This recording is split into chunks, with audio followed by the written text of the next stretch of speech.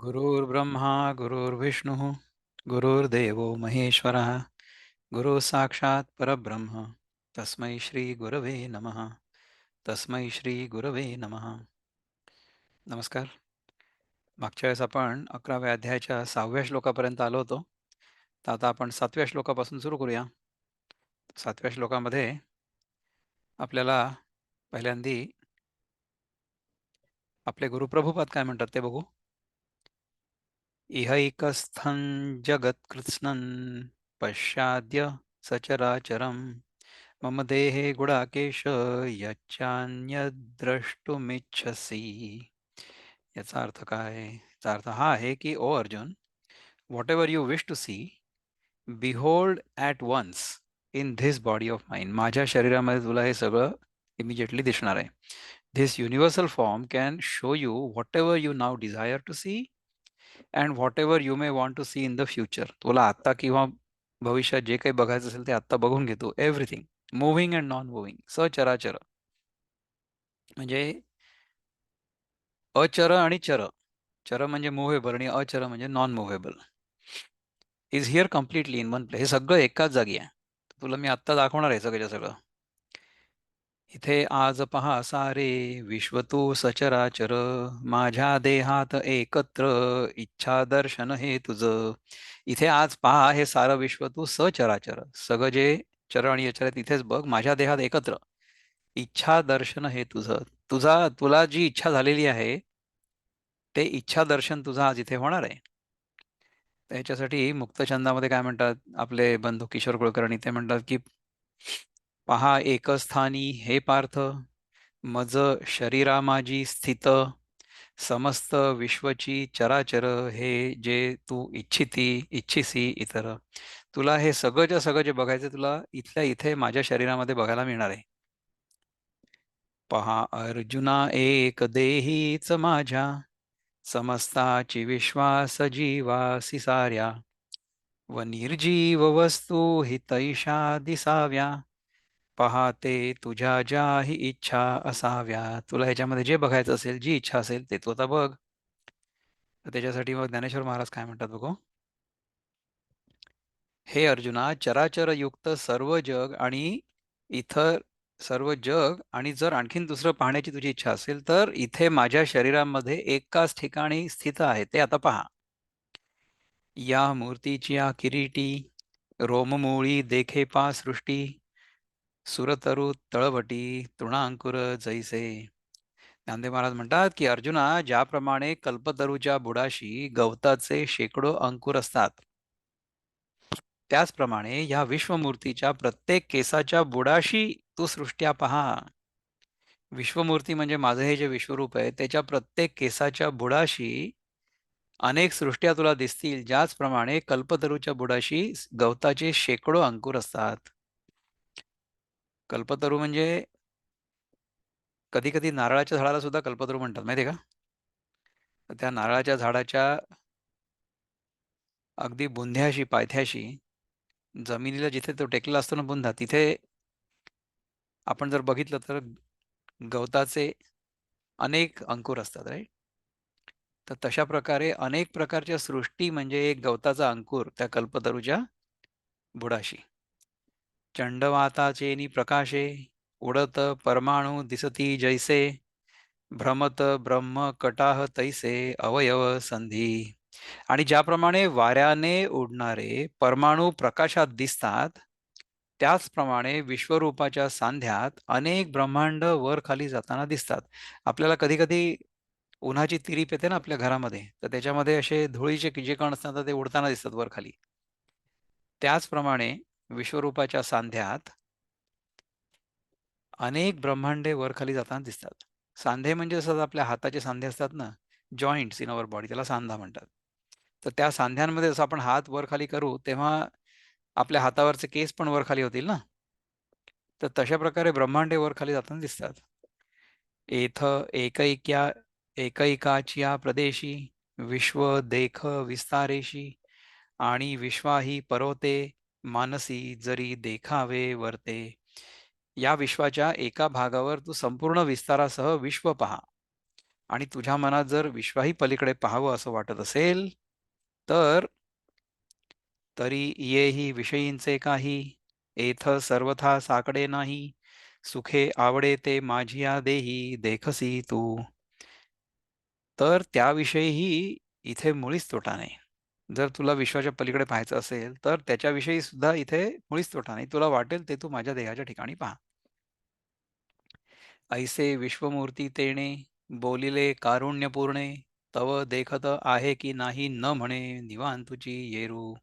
याप्रमाणे करुणेने पूर्ण भरलेलं असं ते विश्वरूपधारी परमात्मा बोलले. करुणेने पूर्ण भरलेले असे. त्यांच्या मनामध्ये करुणा आहे, अर्जुनाविषयी प्रेम आहे, सख्य आहे आणि अर्जुनाची जी इच्छा होती ती ज्याप्रमाणे आई आपल्या मुलाची इच्छा पूर्ण करते, त्याचप्रमाणे कृष्ण अर्जुनाची इच्छा पूर्ण करतायत किंवा करणार आहेत. करुणा पूर्णपणे भरली आहे त्यांच्या मनामध्ये. तेव्हा मी विश्वरूप पाहत आहे की नाही, असं काही न बोलता अर्जुन स्तब्धच राहिला. अर्जुनाने जेव्हा विश्वरूप बघितलं, तेव्हा तो स्तब्ध झाला. कारण की त्याला कळलंच नाही की आता काय बोलावं. "एथ का हा उगला, म्हणून श्रीकृष्णे जव पाहिला, तव आरतीचे लेणे लेईला तैसाची आहे." ह्या प्रसंगी अर्जुन स्तब्ध का राहिला आहे, म्हणून कृष्णाने ज्यावेळेस त्याच्याकडे पाहिलं, तेव्हा तो इच्छेचा अलंकार घालून तसाच उत्कंठित असलेला असा आढळला. अर्जुनाच्या मनामध्ये जी इच्छा होती ना, की आपण हे विश्वरूप पाहावं, त्या इच्छेने त्याला इतकं जकडून टाकलं होतं. म्हणजे he got fixated with the desire of watching this Vishwaroop. जेव्हा कृष्णाने त्याच्याकडे बघितलं अर्जुनाकडे, तेव्हा अर्जुन त्या इच्छेमुळे फ्रीज झाल्यासारखा होता. न शक्यसे द्रष्टुम अनेनैव स्वचक्षुषा दिव्यं ददामि ते चक्षुः पश्य मे योगमैश्वरम्. हा 8वा श्लोक आहे. तर या 7व्या श्लोकाबद्दल जर आपल्याला काही चिंतन करायचं असेल, तर 7व्या श्लोकाबद्दल तुम्ही काही चिंतन करू शकता किंवा जर तुम्हाला काही विचारायचं असेल, की जे ज्ञानदेव महाराजांनी सांगितलं ते आपल्याला कळलं नाही किंवा मी जे सांगितलंय तुम्हाला कळलं नाही. म्हणजे मी काही सांगतोय असं म्हणून नाहीये. मी पण ज्ञानदेव महाराजांनी जे लिहिलेलं आहे ते शिकण्याचा प्रयत्न करतोय तुमच्यासोबत. पण होपफुली आपल्याला सगळ्यांना ते कळलं असेल, की काय म्हणायचा प्रयत्न करतायत. अर्थात ही सगळी स्टोरी आहे. म्हणजे आत्तापर्यंत आपल्याला 10 अध्याय आणि नंतर हा 11वा अध्याय ही सगळी गीतेची स्टोरी सुरू आहे. गीतेची कथा. गीतेच्या कथेमधनं आपल्याला जायचं कुठे आहे? कथा ऐकता-ऐकता शेवटी आपल्या स्वरूपाचं दर्शन, आपल्या स्वरूपाचा बोध आणि आपल्या स्वरूपामध्ये स्थित होऊन राहणं, हे अपेक्षित आहे. आपण जे स्वतःला देह मानत होतो किंवा देह मानतो किंवा जो आपण जीव मानतो स्वतःला, ह्या दोन्ही गोष्टी अपीअरन्सेस आहेत, भासमान आहेत.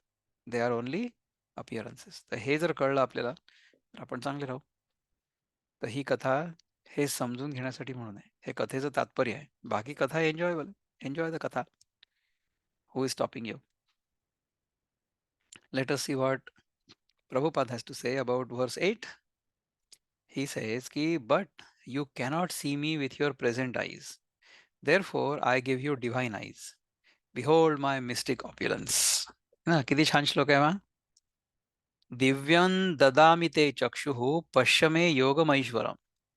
न तु मां शक्यसे द्रष्टुम अनेनैव स्वचक्षुषा. तुला तुझ्या स्वतःच्या डोळ्यांनी हे विश्वरूप बघता नाही येणार. आपण नाही का 3D सिनेमा बघायला जातो, 3D फिल्म. त्याच्यासाठी 3D ग्लासेस घ्यावे लागतात ना आपल्याला डोळ्यावर. नाहीतर मग तो 3D सिनेमा बरोबर दिसणार नाही. त्याचप्रमाणे हे जे 7D पिक्चर आहे, विश्वरूप. ते 7D पिक्चर बघण्यासाठी 7D ग्लासेस पण तर पाहिजे ना. आपले जे 2D ग्लासेस आहेत, त्यांनी आपल्याला ते दिसत नाही. म्हणून मग कृष्णाने त्याला ऑफर केलं, की मी तुला आता ते 7D ग्लासेस देतो. 7D मी असंच गमतीने म्हटलं, whether it is 7D or not असं मला माहीत नाही. म्हणजे कसं आहे, की जे समजून घेण्याची गरज असेल, ते समजून घेण्यासाठी जी पात्रता आवश्यक आहे, ती पात्रता त्याला दिली. नाही का? जसं आपल्याला समजा एखादा मायक्रो ऑर्गॅनिझम असेल, सूक्ष्मजीव, तो आपल्याला डोळ्याने दिसत नाही. तर आपण काय करतो मग सूक्ष्मदर्शक यंत्र म्हणजे मायक्रोस्कोप वापरतो. तर मायक्रोस्कोपमधनं बघितलं, की मग तो आपल्याला जीव दिसतो छोटासा, नाही का? परी तू चर्मचक्षुने पाहू न शकसी मज. घे दिव्यदृष्टी ही माझा ईश्वरी योग तू पहा. परी तू चर्मचक्षुने पाहू न शकसी मज. मला पाहू नाही शकणार तू. घे दिव्यदृष्टी ही माझा ईश्वरी योग तू आता पहा. ही दिव्यदृष्टी घे आणि माझा ईश्वरी योग तू आता पहा. आपले बंधू किशोर कुलकर्णी काय म्हणतात त्याच्याबद्दल? Let us see what is in Muktachhand first. परी तू हे न पाहू शकसी, चर्मचक्षु असमर्थ त्यासी. देईन दिव्य चक्षु तुझसी, योग ईश्वरे माझे तू पाहसी. परी तू हे न पाहू शकसी, चर्मचक्षु असमर्थ तयासी. हे बघण्यासाठी चर्मचक्षु असमर्थ आहे. They are not capable. उघड्या डोळ्याने आपण हे बघू शकत नाही. तुला मायक्रोस्कोप, टेलिस्कोप या दोन्ही गोष्टी पाहिजे. देईन दिव्य चक्षु तुझसी, योगैश्वर्य. माझं योगाचं ऐश्वर्य जे आहे ते तू आता पहा. ते तुला मी दाखवतो. तर त्याच्यासाठी पुढच्या श्लोकामध्ये म्हणतात, परिदृष्टी तुझी असे मानवीची, म्हणून तुला ते दिसावे कसेची. तुला पार्थ चक्षु हि देईन दिव्य, दिसावे तुला रूप माझेची भव्य. तुला हे चक्षु देणार आहे, दिव्य चक्षु, त्याच्याने तुला माझं जे भव्य रूप आहे ते दिसेल, नाही का? So let us see what Dnyaneshwar Maharaj has to say about this. He says, केवळ ह्या दृष्टीने, ह्या तुझ्या दृष्टीने मला पाहण्यास तू समर्थ नाही आहेस. ह्याकरता मी तुला दिव्य दृष्टी देतो. आता माझं ईश्वरी सामर्थ्य पहा. मग म्हणे उत्कंठे वोहट न पडे, अजूनी सुखाची सोय न सापडे. परी धाविले ते पुढे नाकळेची यया. मग देव म्हणाले, अद्याप ह्याची विश्वरूप पाहण्याची इच्छा कमी झालेली दिसत नाहीये आणि अद्याप याला सुखाचा मार्ग सापडला नाही. इतकंच नाही, परंतु आम्ही विश्वरूप दाखवलं ते ह्याला मुळीच कळलेलं नाहीये, याचं आकलन होत नाहीये. मी दाखवलं विश्वरूप, पण तुला काही कळलंच नाही. मग आता ते एक्सप्लेन करून सांगावं लागेल ना. आपण पॉवर पॉईंट दाखवतो इथे, पण पॉवर पॉईंट जर कळलंच नाही लोकांना, तर मग समजावून पण सांगावं लागेल ना. हे बोलोनी देवो हासिले, हासोनी देखणिया ते म्हणितले. आम्ही विश्वरूप तरी दाविले, परी न देखसीच तू. असे बोलून देव हसले आणि हसून अर्जुनाला म्हणाले की खूप पाहणार आहेस. आम्ही तुला विश्वरूप तर दाखवलं, परंतु तू ते पाहत नाहीस. का नाही पाहत? कारण की तो इच्छेमुळे तो फिक्सेट झालेला आहे. त्याच्या मनामध्ये जी विश्वरूप बघण्याची इच्छा होती, त्या इच्छेने त्याचं मन जकडून ठेवलं आहे आणि विश्वरूप दाखवल्यानंतर सुद्धा त्याच्याकडनं ते बघितलं गेलंय की नाही हे कळत नाहीये. ओके. तर ते बघण्यासाठी जी दिव्य दृष्टी पाहिजे, ती दिव्य दृष्टी पहिले अर्जुनाला कृष्णाने दिली आणि नंतर मग आता तो त्याच्याशी बोलतोय. ठीक आहे. यया बोला ये रे विचक्षणे, म्हणितले हाजी कवणासी ते उणे.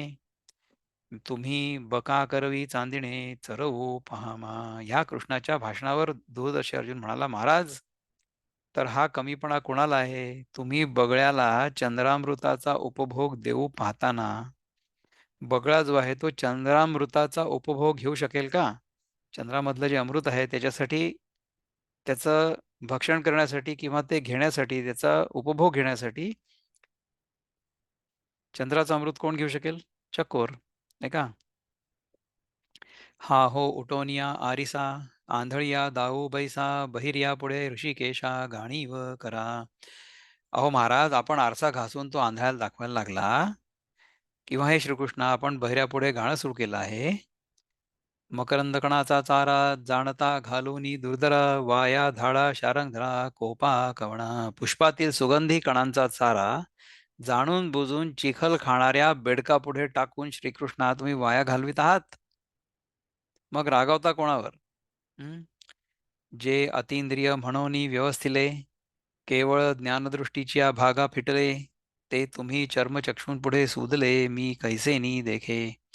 जे विश्वरूप इंद्रियांना प्रत्यक्ष दिसणं शक्यच नाही, म्हणून शास्त्रद्वारा ठरलं आहे.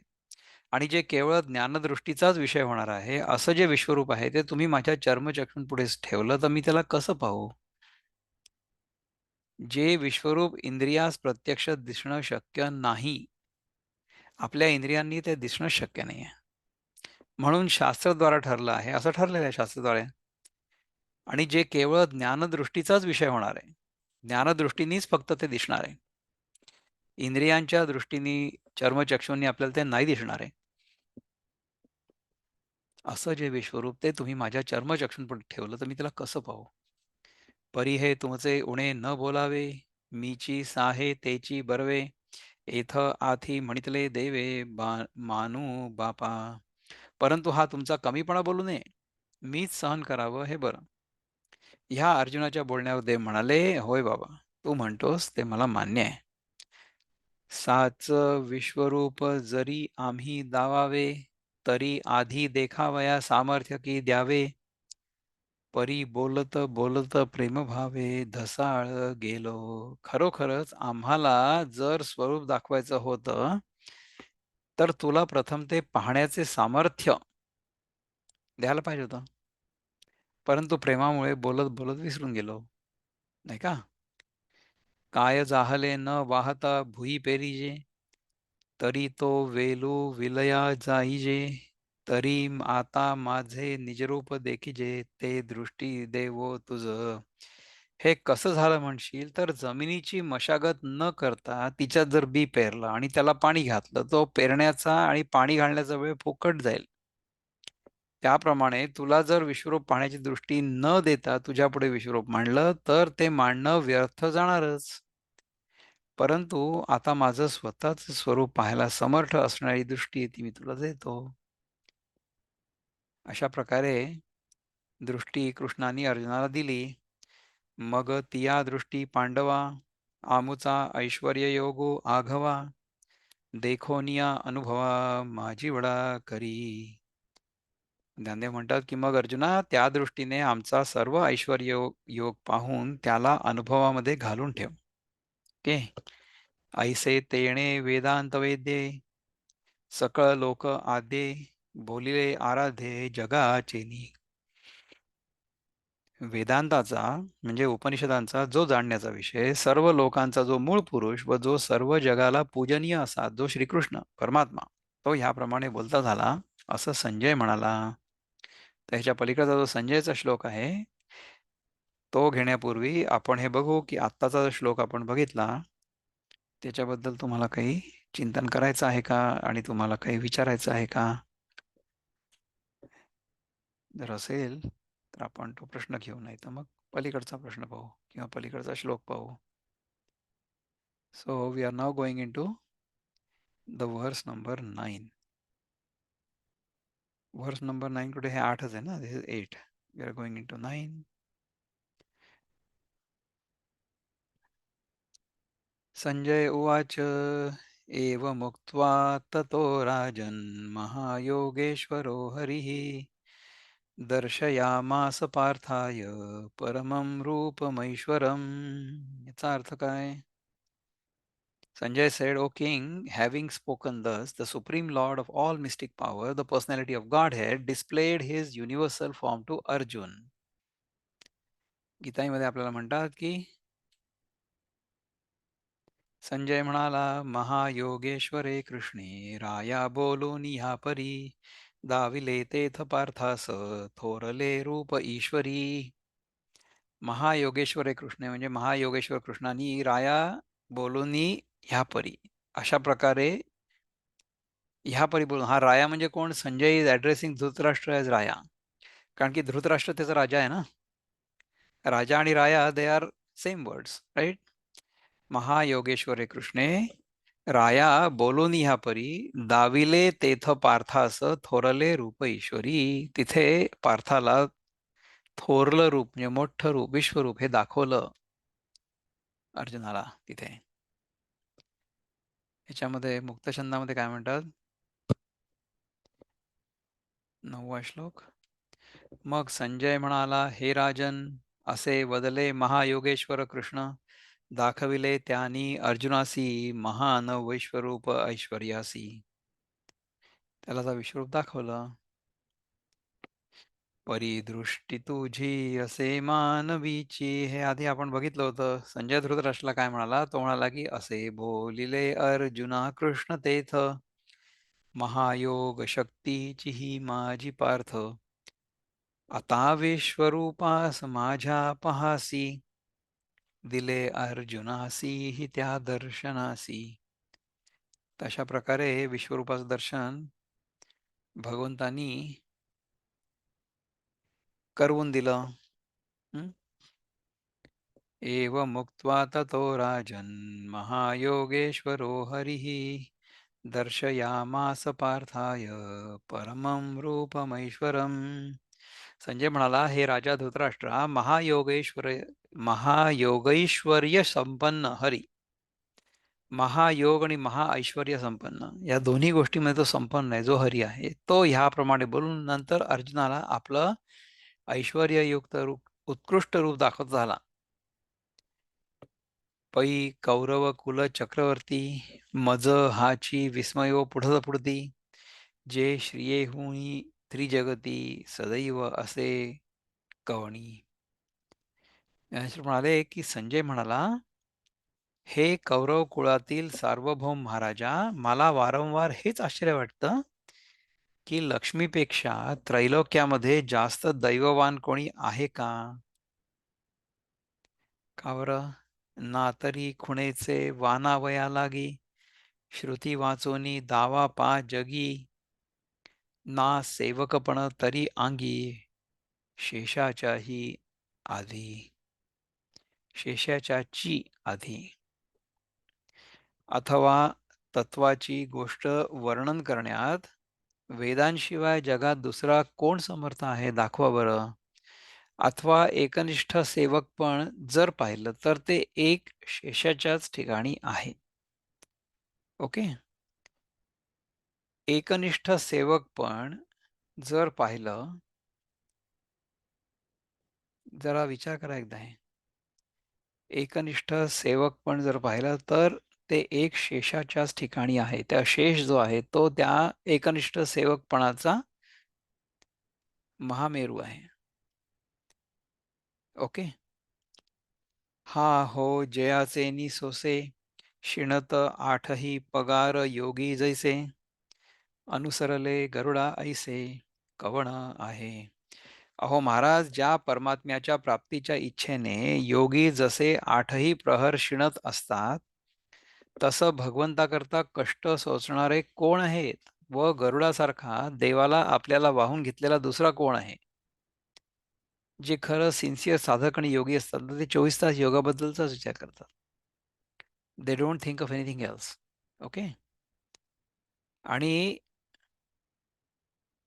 हा हो जयाचे नि सोसे शिणत आठही पहार योगी जैसे अनुसरले गरुडा ऐसे कवण आहे.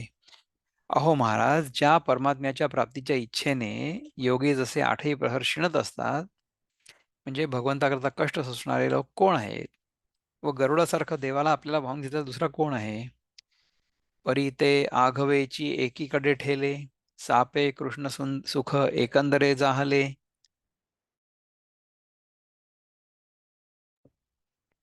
जिये दिवोनी जन्मले पांडव हे. परंतु हे सर्व एका बाजूला राहिलं.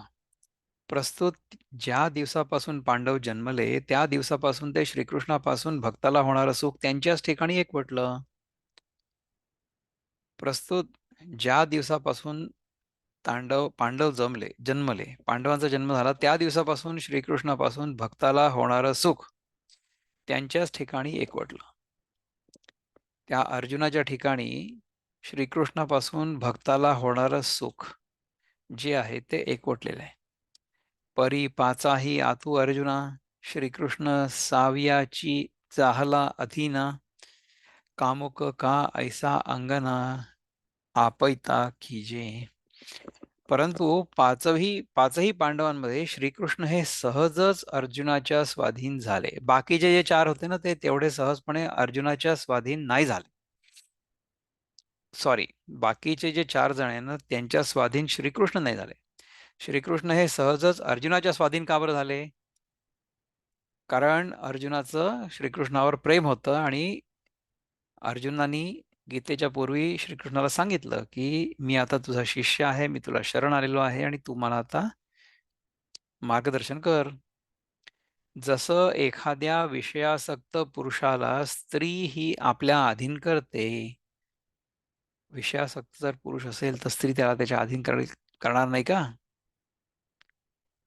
पढविले पाखरू ऐसे न बोले या परी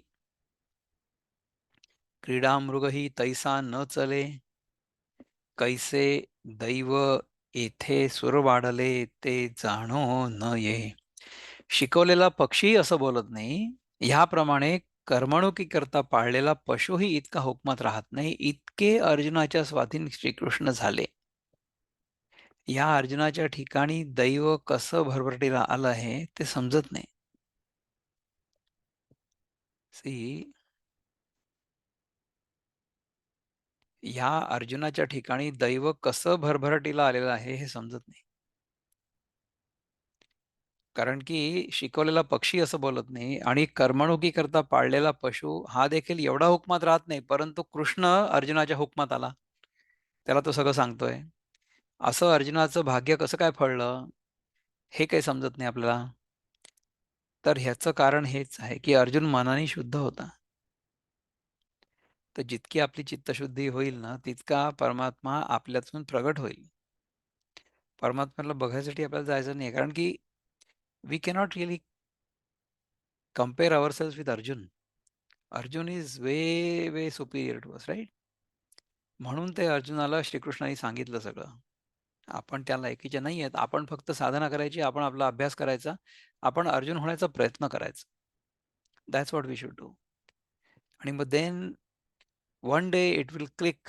यू विल रिअलाइज दॅट अर्जुनाचं जे इसेन्शियल नेचर आहे ते आणि आपलं जे इसेन्शियल नेचर आहे ते, ह्या दोनमध्ये काहीही अंतर नाहीये. सो आपल्याला त्या अर्जुनाच्या भूमिकेमध्ये येणं आवश्यक आहे. हे समजायचं आपल्याला. ठीक आहे. आजी हे परब्रह्म सगळे, भोगावया सदैव याचेची डोळे, कैसे वाचेनी हन लळे पाळीत असे.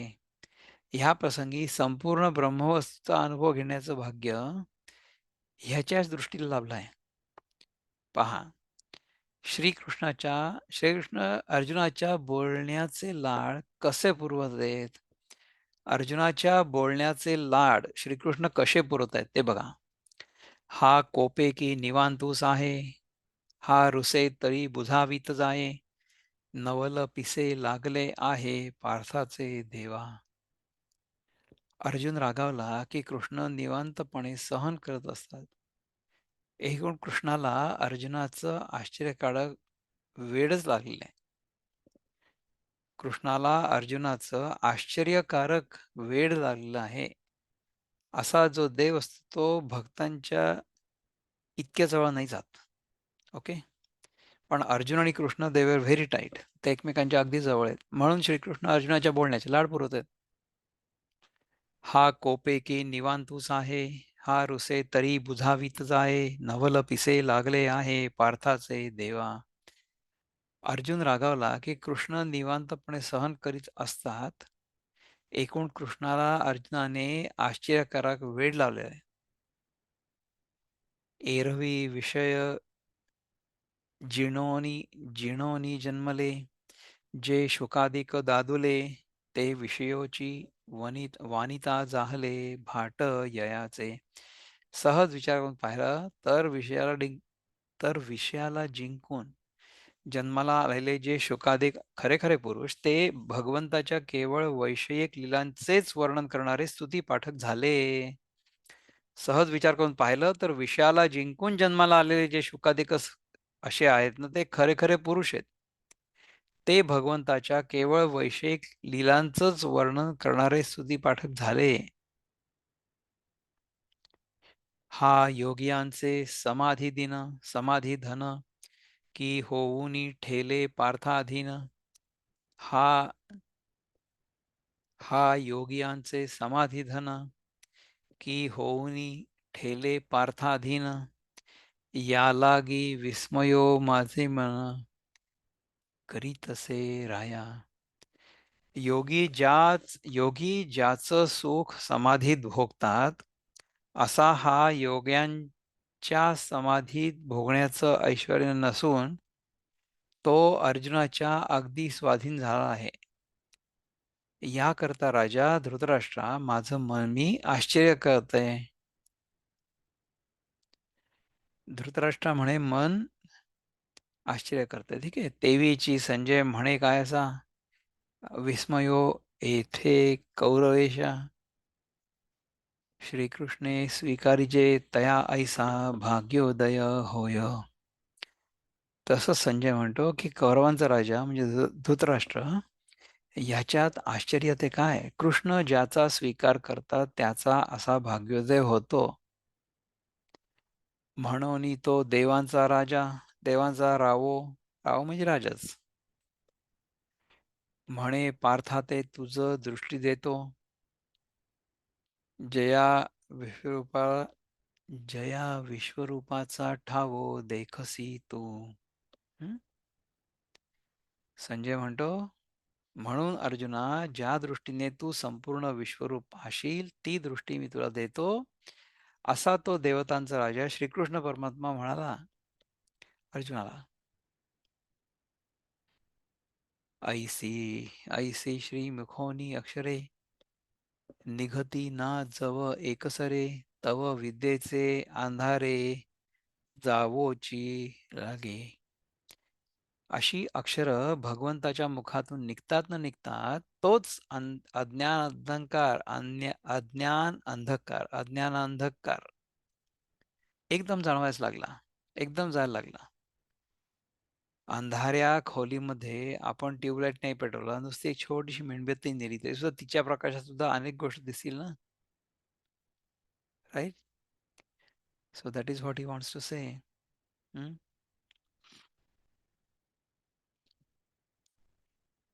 ती अक्षरे नव्हती देखा, ब्रह्म साम्राज्य दीपिका, अर्जुना लागी चितकळिका उजळलिया श्रीकृष्णे. तुला दिव्य दृष्टी देतो अशी भगवंताच्या मुखातून जी अक्षरं निघाली ती अक्षरं नसून ब्रह्म साम्राज्याला प्रकाशित करणाऱ्या ज्ञानरूप ज्योतीच अर्जुनाकरता कृष्णाने उजळल्या असं समजा. समजा if we take our microscope आणि we want to see the sun, we will have to go to the sun's surface or get a sample from there and look at it under the microscope here. Correct? तुला दिव्य दृष्टी देतो अशी भगवंताच्या मुखातून जी अक्षरं निघाली ती अक्षरं नसून ब्रह्म साम्राज्याला प्रकाशित करणाऱ्या ज्ञानरूप ज्योतीच अर्जुनाकरता कृष्णाने उजळले असं समजा. मी तुला जे काही उपकरण आहे, जे काही डिव्हाइस आहे ज्याच्याने तुला हे दिसू शकेल ते डिव्हाइस मी तुला देतो आता. मग दिव्य चक्षु प्रकाशू प्रगटला, तया ज्ञानदृष्टी फाटा फुटला, यया परी दाविता जाहला ऐश्वर्य आपुले. मग अर्जुनाच्या ठिकाणी दिव्यदृष्टी उत्पन्न झाली आणि त्याच्या ज्ञानदृष्टीचं सामर्थ्य वाढलं. ह्याप्रमाणे श्रीकृष्ण परमात्मा आपला ऐश्वर्य योग दाखवता झाला.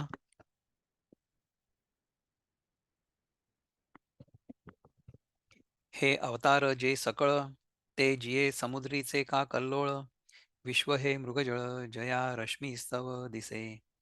हे जे सर्व अवतार ते ज्या विश्वरूपरूपी समुद्रावरील लाटा आहेत आणि ज्या विश्वरूप रूपी किरणांमुळे विश्व हे मृगजळ भासतं.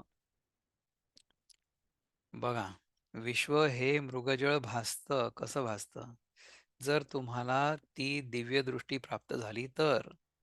हे जे सर्व अवतार ते ज्या विश्वरूप रूपी समुद्रावर ज्या लाटा आहेत, कशी उपमा आहे पहा की सत्य जे आहे ना ते पाण्यासारखं आहे. ते पाणी जेव्हा एकत्र येतं तेव्हा त्याचा समुद्र बनतो. तर तुम्ही विचार करा की निर्गुण ब्रह्म म्हणजे पाणी,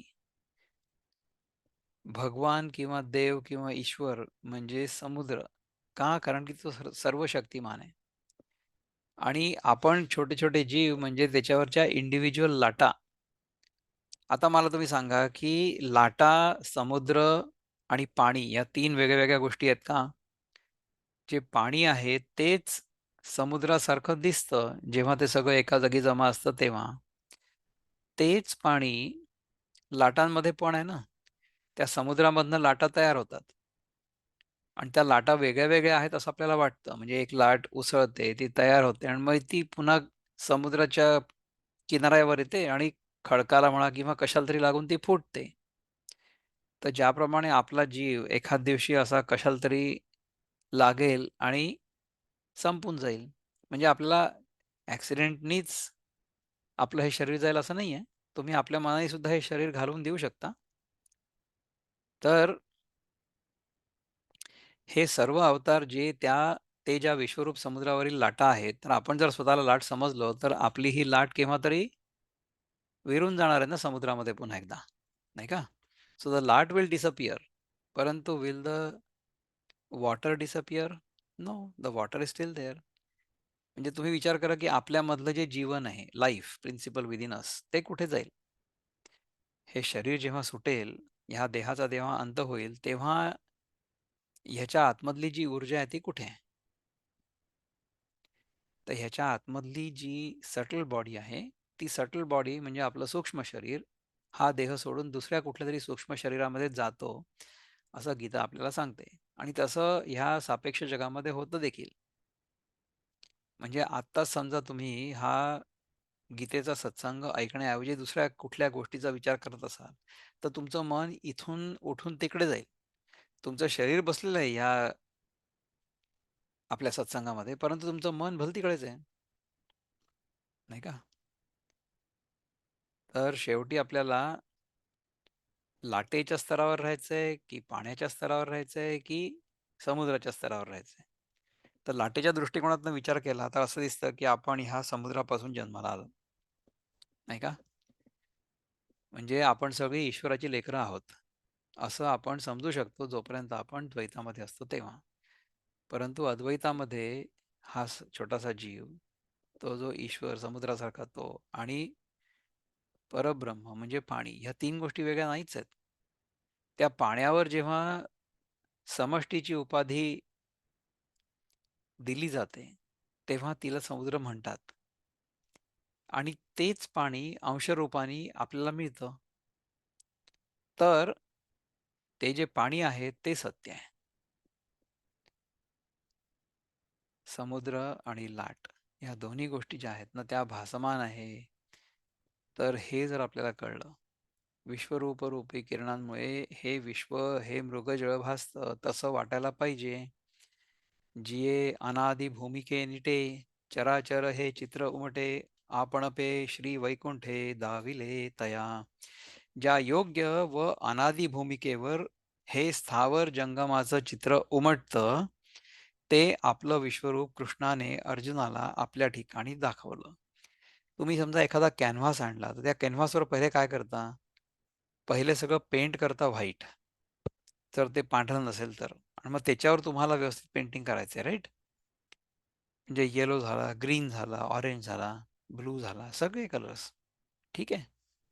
तर ते जे अधिष्ठान आहे, बेसिस जो आहे, तो तर सेमच आहे ना. तो बेसिक कॅनव्हास जो आहे तो ते सेमच राहणार, ज्यावर आपण चित्र काढणार ते, नाही का? तर ज्या योग्य व अनादी भूमिकेवर हे स्थावर जंगमाचं चित्र उमटतं, ते आपलं विश्वरूप कृष्णाने अर्जुनाला आपल्या ठिकाणी दाखवलं. ठीक आहे. ह्या विश्वरूपावरच हे सगळं जग आधारित आहे. मागा बाळपणी येणे श्रीपती, जै एक वेळ खादली होती माती, तै कोपोनिया हाती यशोदा धरिला. पूर्वी बालपणी जेव्हा एक वेळ श्रीकृष्णाने माती खाल्ली होती, तेव्हा यशोदेने त्याला रागावून हाताने धरलं. मग भेणे भेणे जैसे मुखी झाडा द्यावयाचेनी मिसे, चौदाही भुवने सावकाशे दावी तिये. नंतर भीत जसं काही तोंडातल्या झाडा देण्याच्या निमित्तानं श्रीकृष्णाने यशोदेला विस्तारासह 14ही लोक आपल्या मुखात दाखवले. एकदा श्रीकृष्णाने माती खाल्ली ना, तर यशोदाला रागवली तर आणि काय म्हटली माहितीये का, तू मागच्या जन्मी डुक्कर होता का, असं विचारलं. तर त्याला एकदम शॉक बसला. त्याला असं वाटलं की आपल्या आईला कसं कळलं की आपलाच वराह अवतार झाला होता म्हणून. तर तिला टोटली कन्फ्यूज करण्यासाठी, तिला भ्रमित करण्यासाठी कृष्णानी आपलं तोंड उघडलं आणि तोंडामध्ये ती माती दाखवली. तर तोंडामधली माती जेव्हा यशोदेनी बघितली, तेव्हा तिला त्या मातीमध्ये त्या छोट्याशा कृष्णाच्या तोंडामध्येच, उघडलेल्या तोंडामध्ये विश्वरूपाचं दर्शन झालं. त्या विश्वरूपामध्ये 14ही लोक आहेत, म्हणजे 7 हेव्हन्स आणि 7 हेल्स, आहे ना? तर ते आपल्या मुखात दाखवले. ना तरी मधुवनी ध्रुवासी केले, जैसे कपोल शंखे शिवतले, आणि वेदांचीही मती ठेले, ते लागला बोलो. अथवा तपश्चर्या करत असताना ध्रुवाच्या पुढे भगवान प्रकट झाल्यावर ध्रुवाच्या मनात भगवंताची स्तुती करावी असं आलं. ध्रुवानी तपश्चर्या केली. त्याला वरदान हवं होतं. नारायण त्याच्या तपश्चर्येला प्रसन्न होऊन त्याच्या समोर येऊन उभे राहिले आणि विचारलं, की "बाळा, तुला काय पाहिजे?" हं. तर भगवान जेव्हा पुढे प्रकट झाले, तेव्हा ध्रुवाला असं वाटलं, की भगवंताची आपण स्तुती करावी. पण ती कशी करावी हे त्याला कळेना. तेव्हा मधुवनामध्ये ध्रुवाला भगवंतानी असं केलं, की आपला शंख त्याच्या गालाला लावला. आपला शंख ध्रुवाच्या गालाला लावला म्हणजे मग काय, तेव्हा वेदांची ही बुद्धी जिथे कुंठित होते, ते तो बोलायला लागला. भगवंताची कृपा झाली तर काय होऊ शकतं त्याचं हे उदाहरण आहे. भगवंताची कृपा झाली तर माझ्या तोंडातनं सुद्धा हे ज्ञानेश्वरीचा अर्थ तुम्हाला कळायला लागतो. हे समजावून सांगण्याची पात्रता माझी नाहीये. मी पण तुमच्यासारखा अभ्यास करतोय. आपण असं म्हणू, की भगवंताची कृपा असली, की ज्ञानेश्वरांचे हे जे बोल आहेत, हे आपल्याला कळायला लागतात. असं आहे. तैसा अनुग्रहो पैराया, श्रीहरी केला धनंजया. आता कवणेकडेही माया, ऐसी भाष नेणेची तो. संजय म्हणतो, राजा धृतराष्ट्रा श्रीकृष्णाने अर्जुनावर त्याप्रमाणे अनुग्रह केला. त्यामुळे आता माया कोणीकडे आहे, ही भाषा देखील तो जाणेनासा झाला. एकसरे ऐश्वर्य तेजे पाहले, तया चमत्काराचे एकार्णव जाहले, चित्त समाजी बुडोनी ठेले, विस्मयाचिया. एकदम भगवंताचं स्वरूप ऐश्वर्याचं तेज प्रगट झालं. त्यामुळे जसं कल्पांताच्या वेळी जलमय होतं, त्याप्रमाणे अर्जुनाला त्यावेळी सर्व चमत्कारमय झालं आणि आश्चर्याच्या गर्दीत त्याचं चित्त बुडून गेलं. कल्पांताच्या वेळी सर्व विश्व जसं जलमय होतं, म्हणजे हे सगळं विश्व जे आहे ना, ते बुडून जातं पाण्यात. असं आपण समजू की पृथ्वी पाण्यामध्ये बुडली, राईट? खरं सांगायचं तर हा रोज कल्पांत आपल्या अनुभवात होत असतो. आपण जेव्हा रात्री झोपतो, तेव्हा कल्पांतच होतो ना आपल्यासाठी. म्हणजे आज आता गुरुवार संपला काल रात्री आणि आत्ता शुक्रवार सुरू झाला, असं आपण म्हणतो आणि शुक्रवारी जे काही करायचं असेल ते करतो, नाही का? पण त्याच्या आधी जेव्हा झोपलो होतो, तेव्हा कुठे होतं? गुरुवार होता की शुक्रवार होता? सगळंच्या सगळंच तर नाहीसं झालं होतं ना. तर तो छोटासा कल्पांतच आहे आपल्यासाठी.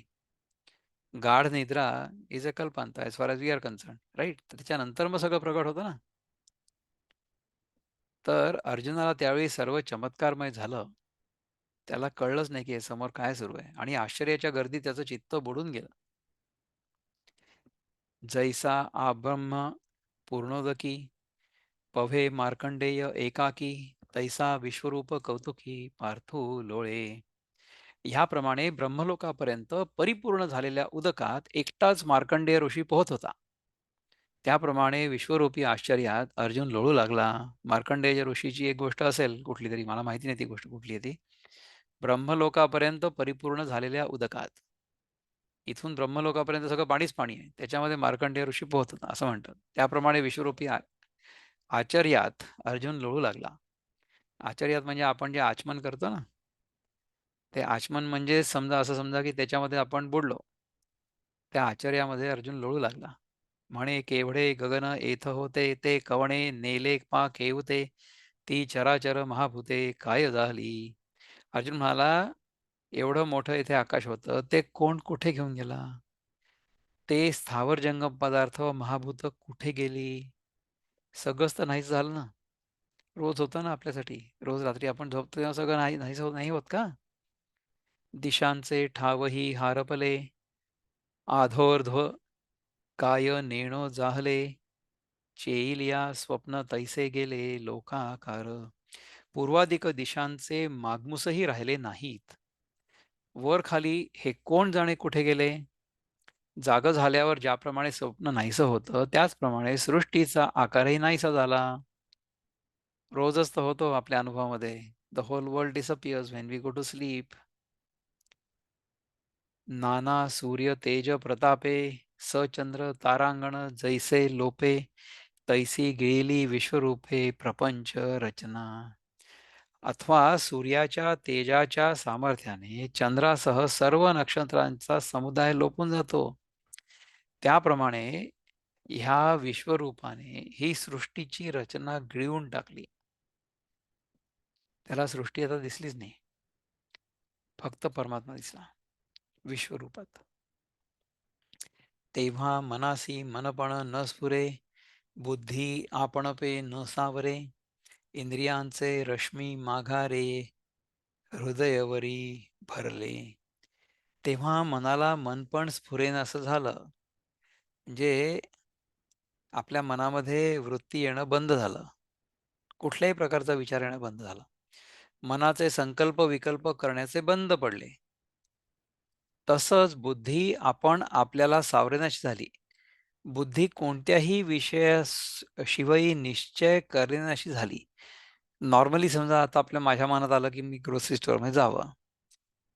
तर what is the process? I go, change, get ready for get ready for going out and then go out. असं होतं ना. मनाचे संकल्प विकल्प करण्याचे बंद पडले. आपण पहिले संकल्प करतो आणि मग क्रिया करतो किंवा कृती करतो त्यानुसार. तसंच बुद्धी आपण आपल्याला सावरेनाशी झाली. आपलीच बुद्धी आपल्याला सावरेनाशी झाली. म्हणजे बुद्धी कुठल्याही गोष्टीविषयी निश्चय करेनाशी झाली. असं होऊ शकतं. जर आपलं मन पूर्णपणे शांत झालं, तर मग मनाला मन पण स्फुरेनाचं झालं असं व्हायला पाहिजे. ओके. आणि इंद्रियांच्या वृत्ती आश्चर्यचकित होऊन माघारी परतून हृदयात साठवल्या. म्हणजे इंद्रिय वृत्ती अंतर्मुख झाल्या. म्हणजे काय झालं, की आपले जे 5 इंद्रिय आहेत ना, ज्ञानेंद्रिय, शब्द, स्पर्श, रूप, रस, गंध, ते नेहमी बहिर्मुखी असतात ना. त्यांना नेहमी बाहेरच्या जगामध्ये रमावसं वाटतं. डोळ्यांनी आपल्याला बाहेरचं जग दिसतं, त्यामुळे बाहेरचं सौंदर्य बघावंसं वाटतं. कानाने चांगलं ऐकू येतं, त्यामुळे चांगल्या गोष्टी ऐकाव्याशा वाटतात. जिभेला चव आहे, तर चांगल्या-चांगल्या गोष्टी खायला आवडतं. हां. गंध चांगला आहे, त्यामुळे नाक चांगलं जर असेल, तर तुम्हाला चांगला गंध येईल. मग तुम्हाला सुवासिक जर वास आला, तर चांगली गोष्ट आहे. समजा घाण आली, तर मग आपण we are not really enjoying that experience, असं होईल ना. त्यामुळे काय झालं, की इंद्रियांच्या वृत्ती ही जी इंद्रिय बाहेर असतात, ती बाहेरून टर्न अराउंड होऊन आत आल्या. माघारी परतून हृदयात साठवल्या.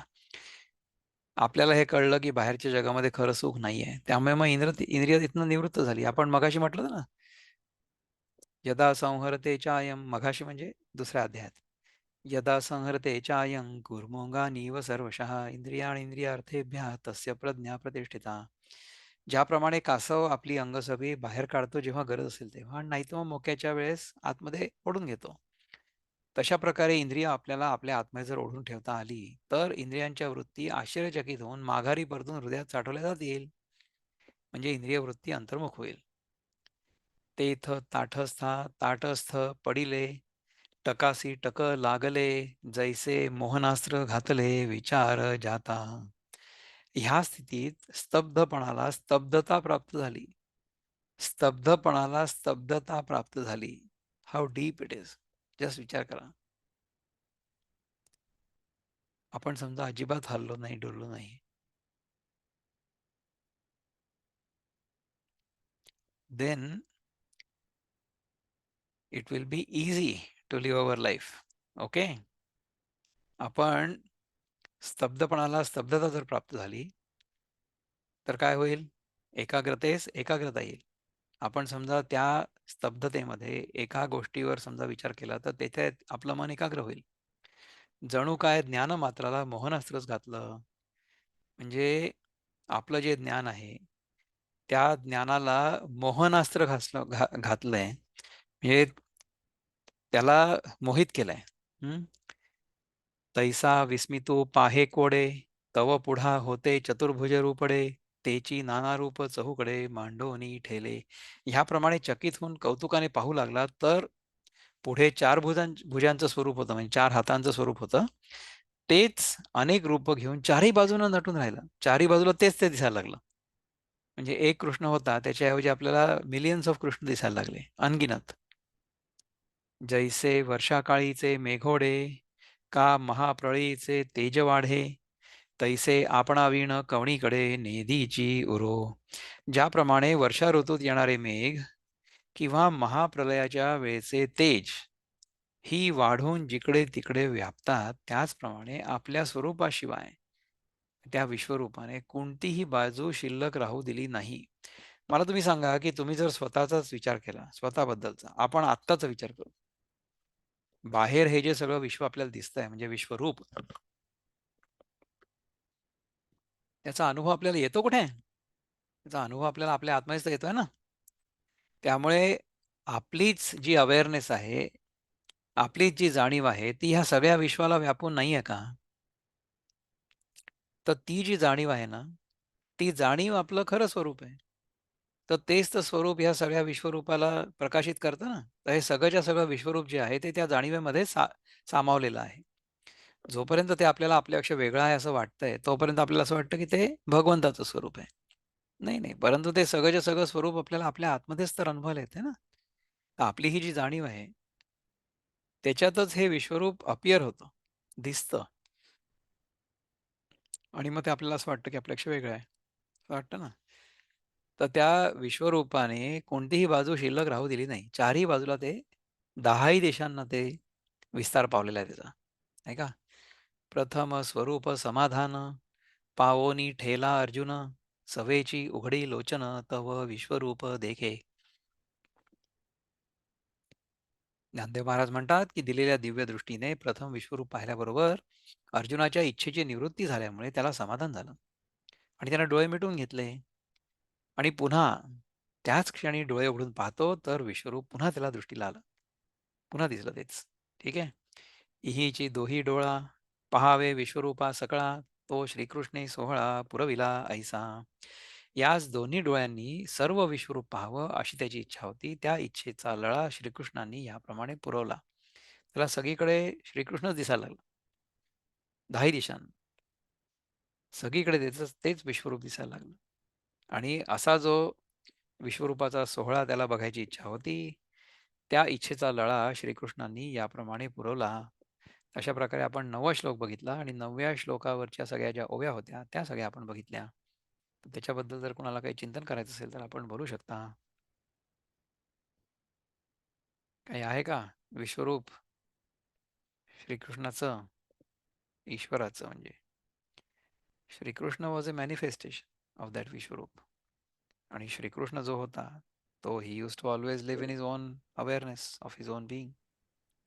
So that awareness was manifested completely, impeccably आणि ब्लेमिशलेसली इन दॅट अवतार.